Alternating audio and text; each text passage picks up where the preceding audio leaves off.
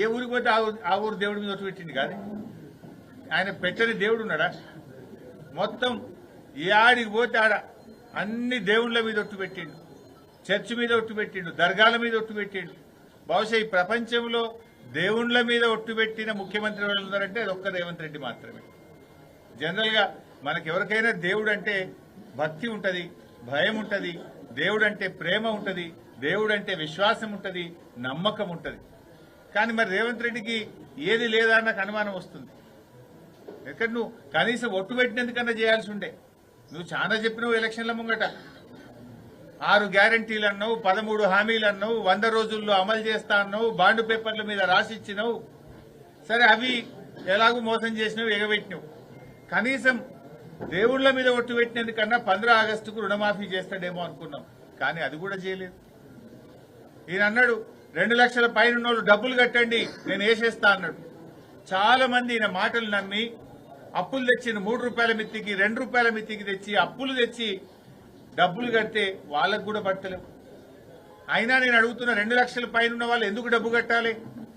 ఏం దా నిబంధన? ఎందుకోసం ఆ నిబంధన పెడుతున్నావు అంటే చాలా మందికి ఎగబెడదామని.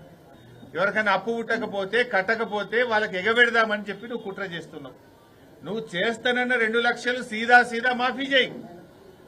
2 లక్షల లోపలను కట్టయ్యనుడివి 2 లక్షల పైన కట్టాలనే నిబంధన ఎందుకు పెట్టినావు? నీ జీవోలో ఉన్నది ఆ నిబంధన? ఏ రూల్ ప్రకారం 2 లక్షల పైన డబ్బులు కట్టాలంటున్నావు? ఏం అవసరం, కట్టాల్సిన అవసరం ఏముంది? నువ్వు చేస్తానన్న మాఫీ ఏదో వెంటనే చెయ్యి. నువ్వు ఆలస్యం చేయడం వల్ల వడ్డీల భారం పెరుగుతుంది రైతుల మీద. ఇలా 2 లక్షల పైన నువ్వు మాఫీ చేయకపోవడం వల్ల మిత్తి పెరుగుతా ఉంది బ్యాంకులల్లో. నువ్వు చేసే తప్పుకు రైతులకు శిక్ష ఎందుకు? రైతులెందుకు వడ్డీ భారం భరించాలి? ఇప్పటికే నువ్వు చేసిన 2 లక్షల లోపు రుణమాఫీ కూడా అసంపూర్తిగానే చేసినావు. వడ్డీలంతా రైతులే కట్టింది. నువ్వు 9 డిసెంబర్ నాడు చేస్తా అని ఆలస్యంగా చేయడం వల్ల వడ్డీల భారం రైతుల మీద పడ్డది. చేసిన రుణమాఫీ కూడా పూర్తిగా చేయలే, పాక్షికంగానే చేసినావు. ఇప్పటికి కూడా 2 లక్షల లోపు లక్షలాది మంది రైతులకు రుణమాఫీ కాలేదు.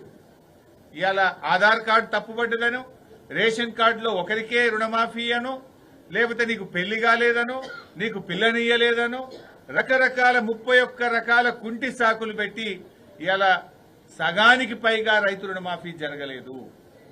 పైగా నువ్వేదో అయిపోయింది అంటున్నావు.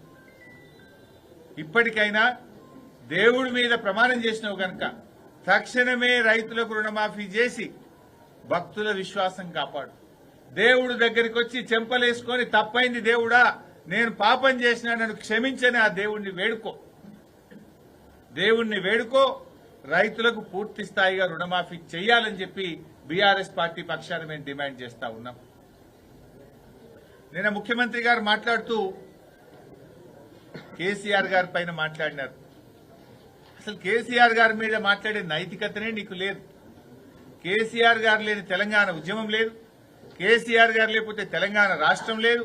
తెలంగాణ రాష్ట్రం లేకపోతే నువ్వు పీసీసీ అధ్యక్షుడివి కావు, ఈ రాష్ట్రానికి ముఖ్యమంత్రి కావు. అది కేసీఆర్ గారి దయ వల్ల నీకు ఇవాళ ఈ అవకాశం వచ్చింది. నువ్వు కేసీఆర్ గారి మీద నోరు బారేసుకుంటున్నావు. మొన్న